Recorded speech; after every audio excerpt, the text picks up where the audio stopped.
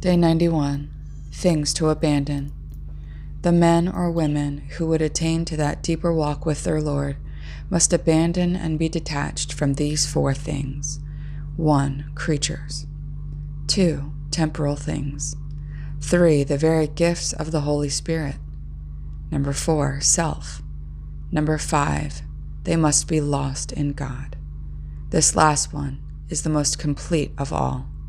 Only the believer who knows how to be detached attains to being lost in God. God is more satisfied with the affection of the heart than with worldly science and thought. It is 1 in 1,000 who sees the heart cleansed of all that imprisons it and pollutes it. It is purity of heart which is the chief means of attaining to divine wisdom.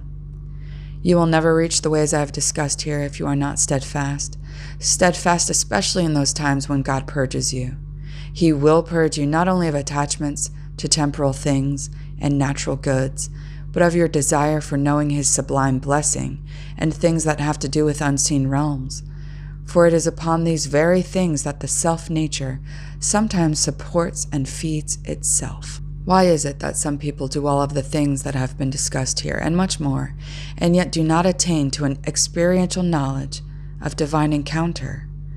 It is because they do not subject and submit themselves wholly and entirely to God, who has light to give to those who do.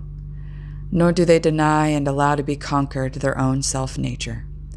Nor do they give themselves totally to God with a perfect divesting of interest in themselves. And finally, none of us as believers will be purified except in the fire of inward pain.